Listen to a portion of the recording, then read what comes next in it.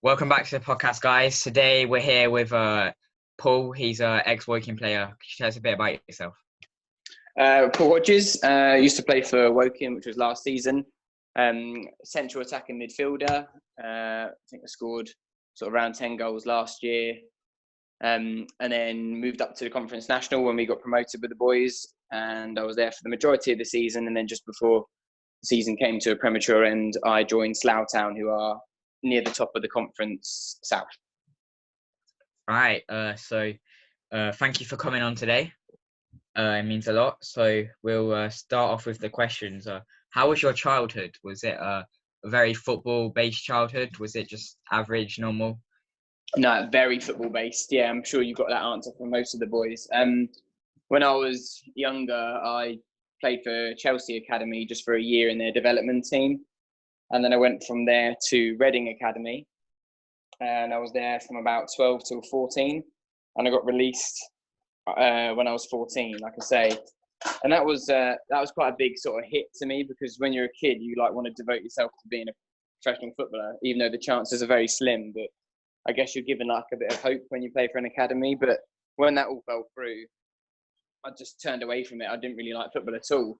And it was a bit of a weird one, because I didn't then join a team for a couple of years. And I ended up just joining Byfleet, who are just a normal team that young lads played for. And then I went to university, didn't play for a team, came back from university when I was 21, didn't play for a team. And then at 22, instead of working at Morrison's on a Saturday, which I thought was great, I went to just play down the road at Abbey Rangers, which is in Addlestone. Thought I'd just give it a go. My friends played there. And then honestly, it's just gone up and up since then. I've been really lucky. I've been sort of seen by the right people. And yeah, so as a child, it was football, and then it was put off for a while. But the rest is history from when I joined Abbey Rangers, to be honest. Do you think, obviously you said you were in quite a lot of academies. Do you think if you maybe joined a bit later, maybe joined a bit earlier, do you think you could have changed your footballing ability? That's a good question. I don't know, maybe. I mean, I think as a kid being put into an academy, I think you're too young. I think if you do it when you're around 11 or 12, that's too young. I had to go training, I think 3 times a week in a match on Sunday, and I was only 12 years of age. And to be honest, I wanted to just play football for fun and make mates at school, and you had to sacrifice a lot. I didn't get to see my friends on the weekend. I didn't get to just sort of dedicate time to my studies or see my family a lot, because like I say, Tuesday, Thursday, Saturday was football. Sunday was also football. And I reckon it does have a bit of an impact. So I think we should start a bit later, all this academy process and things like that. Jake? Would you say that football was basically a full-time thing when you were younger? That's a good question as well. I reckon, looking back on it, it feels like it was, yeah. I remember not wanting to actually go to training when I was at Reading, because I was just too tired. I was genuinely too knackered, and it actually made me dislike the sport, which is a real shame, because when I was playing for fun at the age of 10, just with my mates down at Abbey Rangers, actually, it's where I started as sort of 7 or 8 year old. I used to love that. And when it suddenly got really serious, I don't think I was ready for it as a young kid. So yeah, it did feel like a bit of a job almost, when I think sometimes academies forget that boys play football because they like it, and that's it. All right, we'll move on. Oh, go on, Jake. Would you say that... Oh, no, go on, George. It's fine. Go on. All right, moving on to your different footballing environments. Obviously, you said you've played for a number of teams. Is it different playing for teams? Because obviously you've played for quite a lot around the London sort of area. Is it different? You know what? They've all been similar in the fact that everyone I've played with has just been really good blokes. There wasn't a bad, bone in anyone's body down at Abbey Rangers. There wasn't a bad bone in anybody's body down at Hartley Wintney or Woking, and even Slough now, who I play for. So that's a common theme, I think, that sometimes people think that, semi-professional footballers are this, or, a couple of them are that. actually, like 99% of people I've met through football have just been decent blokes that just want to do something they love. I guess like as the standards go up, that changes drastically. When I went from Hartley, Wintney to Woking, I noticed a massive change, not only in standards, but just how they make prepare for games. We'd get some weeks we'd get sort of a focus on a diet. Some weeks we'd have to do extra training.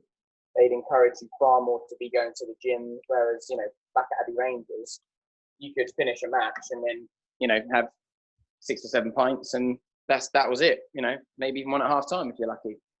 So those kind of things change as the standards increases, but generally the lads are all the same, and the management is brilliant all the way through, really. Jake? So we'll move on to last season with Woking. How would you say the season went for the club? For the club, amazingly well. If you think about the season before, they were relegated after being in a decent position at Christmas.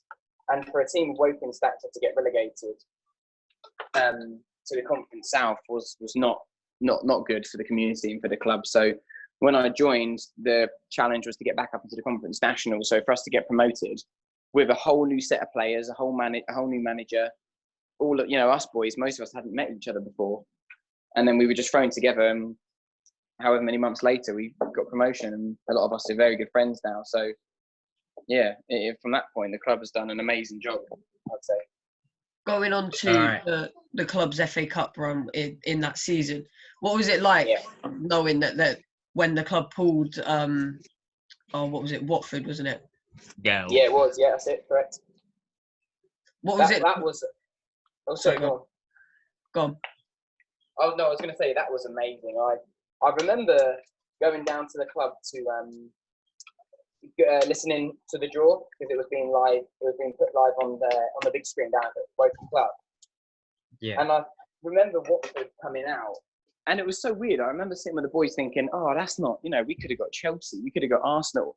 And then as the kind of hours went by, I thought, Christ, that is a big team. Come on, that's the Premier League, and they're coming to Woking. So initial reaction was a little bit of disappointment, because you have dreams of Man City away and things like that. But all in all, that was an amazing experience, and all of us boys will never ever ever forget playing against a Premier League team like that. You said that they got all thrown together, like the players. Was it like hard to the chemistry to build up? Because obviously you had the good FA Cup run for Woking, it was a good FA Cup run. Was it hard to gel together? I think every manager probably has that fear, and a lot of players have that fear as well. It's just like joining a new workplace or going to a new school. You've got all these new people around you, and it's a different setting. I guess the only difference is that on a Saturday you have to somehow come together and perform in front of a few thousand people. So there is that added pressure, but it was very easy. I think that was a combination of the manager being a good person, him getting in good players and good people. Because like I said earlier, there wasn't many bad lads down at Woking, if any. So I reckon that made it all very easy and very smooth to get to know each other and play well and become good mates, because we just wanted to do something that we enjoyed together and were good people for it. So yeah, the gelling of it wasn't an issue, but I can understand why people sometimes think it could be. Yeah, but Woking now is very smooth. Go on, Jake. You've played in front of live crowds, and you've also played on TV. What's it like? You scored on TV as well. What's it like scoring on TV? Oh my gosh, that was the best moment of my life. That was really, really good. It was a good goal as well. Yeah, honestly, I don't think I've scored many goals with my right foot, let alone scored that many goals for Woking. But to save that one for the TV, that was really special, I must admit. I remember the ball leaving my foot. It was actually, I'll tell you what, before, it was really odd, because I'd had a few people say to me, Martin Tyler and Toby Esder down at Woking as well, they came up to me a few days before and they were like, I just got a weird feeling that the game on TV against Hartlepool will be your day, like that there'll be something that you do that just cause something or create something to happen. And then when the game began, obviously I was on the bench and we went 1-0 down. So I did then have a thought that I might have to come on, or, Dallas might bring me on to change the game, or, get a point or save a point or something like that. So when I came on, I do like coming on when there's a bit of where we're 1-0 down or we're 1-0, because it's like that carrot, do you know what I mean? There's something there. It's like, right, I'm not coming on and we've got to protect this lead. Like, I'm coming on and we've got to push for a lead or try and get something back. So yeah, when that moment happened and that ball left my foot, went to the top corner, I've watched the replay back a few times. I think I just look more shocked than anything else. I don't really think I celebrated that much. I was just kind of like, oh, that's good. So it was nice, yeah. Other than that goal, have you ever looked at any replays of anything and thought, wow, I didn't realise I could do that? That's a good question. I don't know. It is nice to watch the highlights back from time to time. So I guess I have looked back at some things and thought, yeah, I did quite well there, or I'm, quite proud of that particular movement or what we have achieved. I mean, something that does stand out big time that I have rewatched, and I'm not even ashamed to say it, is the comeback against Wealdstone in the semi-final of last season, because we were 2-0 down with 15 minutes to go, and I still to this day cannot believe how we managed to claw back 2 goals and then get a winner in 14 minutes. I mean, that doesn't even happen on FIFA. So for that to happen, on a pitch in front of 4,000 or 5,000 people when it really mattered for promotion, that was a time I have looked back and thought to myself, yeah, I'm very proud of what we've done. George? All right, so I'll move on to something you mentioned earlier about the diet choices. Was it hard to change from being a kid diet to go into a football diet? No, not too much. I mean, I think everybody should really look after their body. So I don't eat I say I don't eat very bad food if I have bacon and eggs for breakfast, but I don't eat bad food all that often. So I think everyone should kind of try and keep an eye on what they eat and get down to the gym and keep fit. So it was just a bit more because we were playing a high level and it felt like we were playing more than when I played at Abbey Rangers or Hartley. I think the demand was a lot more. So it wasn't really difficult to think, right, I've got to eat better or do this better, because you want to play well and you want to be at the level that the players, have been at. Because I was joining players that had played professional football that had probably done this their whole life. So it was just more of a fun thing to do, to kind of think, okay, well, let's give myself the best chance. What can I achieve today? Or what can I put in my body that will make me feel good for tomorrow when I try this? So if for me, I just wanted to do well. So it didn't feel like too much of a jump. Did you look up to them boys? Because you said that obviously they've been playing professional football for a while. Did you look up to them? Yeah, if I'm honest, I did, especially in the first few weeks, because, I used to, down at Hartley Wintney, I was playing in front of 100 people maximum, sometimes 200. So then to go to a new club and watch these boys perform in front of 2,000 people in a big stadium, or what felt like a big stadium, that was it did make me look up to them and think, they've got to be able to handle it well, and they've got to be have a calm head on their shoulders. So I did, yeah, particularly the ones that were professional before we joined that season. Yeah, all right. What would you say your best or most memorable game? Would it have been the promotion or the Watford game? Or the game where you scored on TV? Yeah, that was good. Most memorable game has got to be the Wealdstone one that I mentioned earlier. I think it was very odd when we got promoted and we won the playoff final against Welling 1-0. That kind of celebration and happiness didn't meet the same height as the celebration and happiness of the week before against Wealdstone. Because we were 1-0 up from about 20 minutes in against Welling, and I think we'd played better against them as the season had gone on, the 2 times we played them. So we kind of thought, yeah, we could win this and keep this lead.